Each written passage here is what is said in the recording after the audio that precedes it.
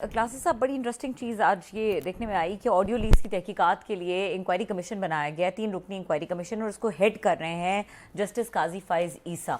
और उससे भी इंटरेस्टिंग चीज़ ये है कि इमरान खान साहब ने इसको चैलेंज कर दिया है। उनके क्या नुकात है इसके ऊपर तो आप बात करेंगे। बहरहाल इस तरह का प्रेसिडेंट मौजूद है कि जजेस की फैमिलीज़ को बुला के प्रोब किया जाए, क्योंकि ये जो ऑडियो लीक्स हैं इसमें चीफ जस्टिस साहब की गालिबन मदर इन लॉ हैं जिनको प्रोब किया जाएगा।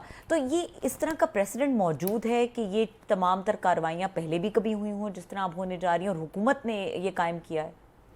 बड़ा इंतहाई अहम सवाल है। ब्रेक में आप और मैं अभी बैठे इस पे कुछ इसके कुछ साइड्स पे बात कर रहे थे। मैं अल्लाह से डर भी रहा था कि इंसान है, हम गुनहगार हैं, किसी वक्त बंदा मतलब कोई ना कोई अपनी कोई करने की वजह से फंस ना जाए। वो कहते हैं ना कर्मा, जो वो एक कंसेप्ट है, गुड डीड्स, अगर आप अच्छे काम करेंगे तो आपके साथ अच्छा होगा, बुरा करेंगे तो बुरा होगा, किसी के साथ बुराई करेंगे तो it will return to you. अब मैं इसी चीज़ को देख रहा था, मैंने आपसे पूछा मैं कि इस पूरे प्रोसेस में से आपने मैं क्या चीज़ निकाली है। मैंने कहा यू आर सो इंटेलिजेंट, आपने फ़ौरन कहा कि इसमें से कर्मा नज़र आ रहा है हमें। कर्मा क्या है कि यही चीफ जस्टिस साहब थे जब काजी फैज़ ईसा साहब पे इमरान खान साहब was busy in heart pursuit कि काजी फैज़ ईसा, उस वक्त जनरल फैज़ साहब और जनरल बाजवा साहब नाराज़ हो गए थे जब काजी फैज़ ईसा साहब ने एक जजमेंट दी थी फैज़ाबाद धरने पे, और उन्होंने एजेंसीज़ के हवाले से बड़े सख्त रिमार्क्स दिए थे। और उसके बाद ये कोशिश की गई थी कि काजी फैज़ ईसा जो है ना इनको हटाया जाए और इनको रिमूव किया जाए। तो फिर ये इमरान खान साहब और उस वक्त के फ़रोग नसीम साहब जो थे लॉ मिनिस्टर, तो फवाद चौधरी साहब तो और ये हुकूमत कहती है लॉ मिनिस्टर साहब लेकर आए थे। अब उसकी जिम्मेदारी कोई नहीं लेता, खान साहब ने भी नहीं लेता। इन्होंने रेफरेंस लेके गलतियां बल्कि कहीं कि हमसे गलती हुई। ये इख्तिदार से बहर आके सारे ऐसे ही कहते हैं कि गलतियां हो गई थी, बैठे हों ये फिर आएंगे ना ये कुछ करेंगे। खैर, तो इसके बाद इन्होंने रेफरेंस भेजा सदर इनको अलवी साहब को।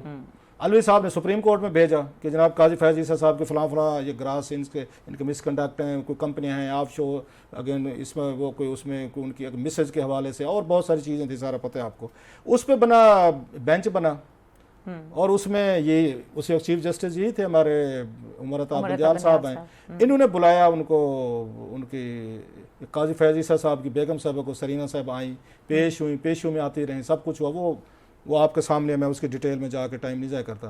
अब क्या हो रहा है ना with the turn off events, जिससे मैंने कहा मैं डर गया हूँ कि मतलब को ये हमारी आंखों के सामने हो रहा है, और दोनों मेन ऑनरेबल वो जजेस हैं मौजूद हैं। ये पूरी जो ये लोग इस वक्त देख रहे हैं कि वही अब ये काजी फैज़ ईसा साहब अब एक कमीशन के सरबराह हैं जो प्रोब कर रहा है। उनकी फैमिली से रिलेटेड ऑडियो टेप्स हैं जो इनकी थी, इनकी चीफ जस्टिस साहब की मदर इन लॉ की, मतलब उसमें क्या मुबैना तौर पर हमें कहते हैं अभी क्योंकि अथेंटिसिटी उसकी स्टैब्लिश होनी है। कमीशन तो बन गया है ना, कमीशन बन गया ना, मैंने उसकी आके चेक करनी ना, अथेंटिसिटी चेक करनी है कि ठीक है फ्रांसिक होगा, गलत है, सही है। तो मैं ये कह रहा हूँ कि कल उमर अता बंजाल साहब और बाकी फेलो जजेज हैं, काजी फैज़ ईसा साहब और उनकी फैमिली को प्रोब हो रही थी, और आज वही इनकी फैमिली के इश्यूज हैं वो प्रोब कर रहे हैं। नंबर 1। अच्छा, नंबर 2, उस वक्त भी काजी फैज़ ईसा साहब ने कहा था सुप्रीम कोर्ट में और उनके मिस्टर के इनकी फैमिली को चेज किया जाता है, उनको फोन उनके टेप किए जाते हैं, उनको हरास किया जाता है, उनको बच्चों को हरास, ये रिकॉर्ड पे चीजें हैं। उस वक्त सारी चीजें वहां पर मौजूद थी।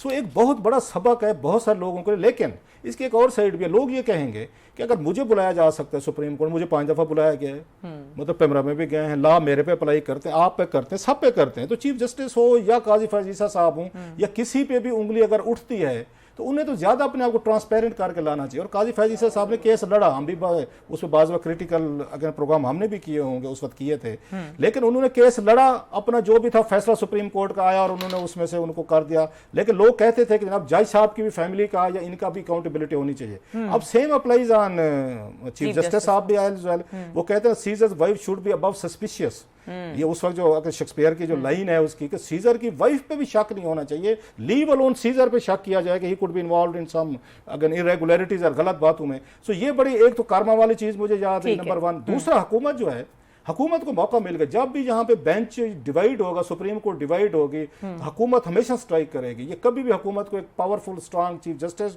या उनको जुडिशरी उनको ये सूट नहीं करती। और जब जजेस के आपस के इख्तिलाफात होंगे और इतने ऑब्वियस होंगे, एक दूसरे के खिलाफ बयानात होंगे और ओपन होंगे, नोट्स लिखे जाएंगे, तो फिर आप मौका दे। कोई हुकूमत दुनिया में नहीं चाहेगी कि कोई इदारा उनको रेगुलेट करे, उनसे पूछे।